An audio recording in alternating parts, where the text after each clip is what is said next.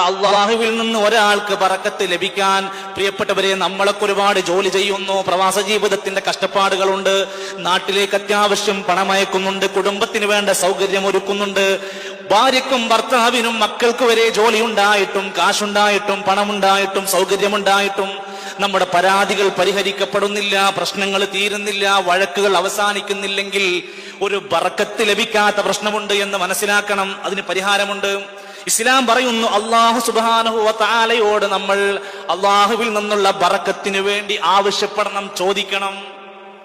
ഈസാ നബി അലൈഹി സ്വലാം അന്ന് പ്രാർത്ഥിച്ചവർക്ക് ബറക്കത്ത് കിട്ടി. അതുപോലെ നമ്മൾ ഓരോരുത്തരും അവരവരുടെ ആവശ്യങ്ങളിൽ ഒരു ബറക്കത്ത് ലഭിക്കാൻ വേണ്ടി ഒരു പ്രത്യേക പ്രാർത്ഥന. നബി സല്ലല്ലാഹു അലൈഹി വസല്ലം മക്കയിൽ നിന്ന് മദീനത്തേക്ക് യാത്ര പോയി, മദീനയിൽ ജീവിക്കാൻ തുടങ്ങി. അവിടുത്തെ കൃഷിയിലും കച്ചവടത്തിലും ഒക്കെ ഒരു ബറക്കത്തുണ്ടാകാനുള്ള ഒരു പ്രാർത്ഥന, അല്ലാഹുമ്മ ബാരിക് ലനാ ഫീ മദീനത്തിനാ. ഒരു ഇഷ്ടപ്പെട്ട നാട്ടിൽ നിന്ന് പറിച്ചെടുത്ത് പോയിട്ട് വേറൊരു നാട്ടിൽ ജീവിക്കാൻ തുടങ്ങിക്കുക. പക്ഷെ ആ നാട്ടിൽ സുഖമായി ജീവിക്കാൻ വേണ്ടത് ഒരു ബറക്കത്ത് കിട്ടിയാൽ മതി. അല്ലാഹുമ്മ ബാരിക് ലനാ ഫീ മദീനത്തിനാ വഫീ തിമാരിനാ വഫീ മുദ്ദിനാ വഫീ സ്വാഇനാ ബറകതൻ മഅ ബറകതൻ.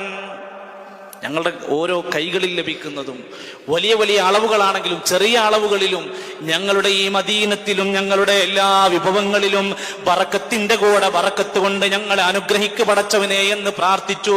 ആ പ്രാർത്ഥനയുടെ ഭാഗമായി അവിടെ ധാരാളക്കണക്കിന് സന്താനങ്ങളും സമ്പത്തുക്കളും അവർക്കിടയിൽ സുലഭമായ സൗകര്യങ്ങൾ അധികരിച്ചു.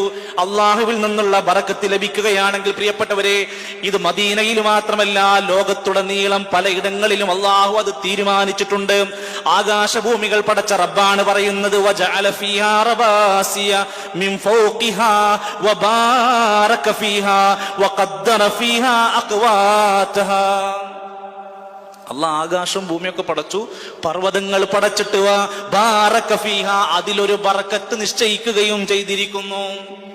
കണ്ടെത്താൻ സാധിക്കണം, അന്വേഷിക്കാൻ പറ്റണം, അത് കിട്ടാനുള്ള വഴികൾ അന്വേഷിക്കണം.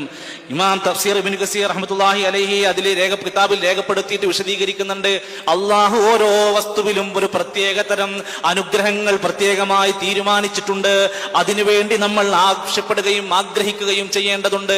ഉലമാക്കന്മാര് നമ്മളോട് പറയുകയാണ്, വിശുദ്ധ ഖുർആനിന്റെയും ഹദീസിന്റെയും അടിസ്ഥാനത്തിൽ അത് ഒരാൾക്ക് ലഭിക്കാൻ, ആ ബറക്കത്ത് ലഭിക്കാൻ ഒന്നാമതായി പറയുന്നത് അവർ നല്ല വിശ്വാസമുള്ള തഖ്വയുള്ളവരായി മാറലാണ്. നമ്മൾ കുറെ കഷ്ടപ്പെടലോ, രാത്രി ഉറക്കൊഴിച്ച് ജോലി ചെയ്യലോ, വേറെ കുറെ ബിസിനസ് പുതിയത് ആരംഭിക്കലോ, അതൊന്നും ഒരു ബർക്കത്തിന്റെ കാരണമല്ല. ഉള്ള ജോലിയിലും കച്ചവടത്തിലും പണത്തിലും ഒരു സുഖവും അതിലൊരു റാഹത്തും കൺകുളിർമയും ലഭിക്കാൻ ഉലമാക്കന്മാര് പറയാ ബറക്കത്ത് കിട്ടിയാൽ മതി. അതെങ്ങനെയാ കിട്ടുക?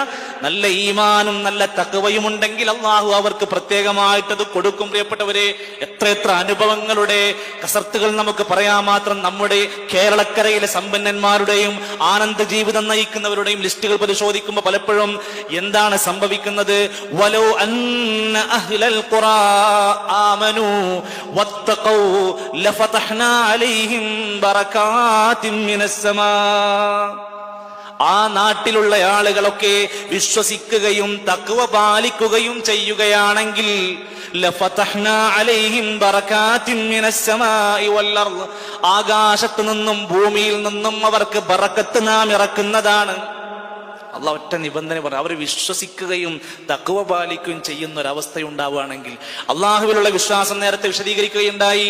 അള്ളാഹുവിലുള്ള സമ്പൂർണമായ ഈമാൻ, അതിനോടനുബന്ധിച്ച് മുഴുവൻ തെറ്റുകളിൽ നിന്ന് മാറി നിൽക്കാനുള്ള തഖ്വാബോധം, അള്ളാഹ് അനുവദിച്ച അള്ളാഹു കൽപ്പിച്ച നന്മകൾ ചെയ്യാനുള്ള ആവേശം അതുള്ളവരാവുകയാണെങ്കിൽ ആകാശത്ത് നിന്നും ഭൂമിയിൽ നിന്നും അവർക്ക് നാം ബറക്കത്തിനെ ഇറക്കി കൊടുക്കുന്നതാണ്.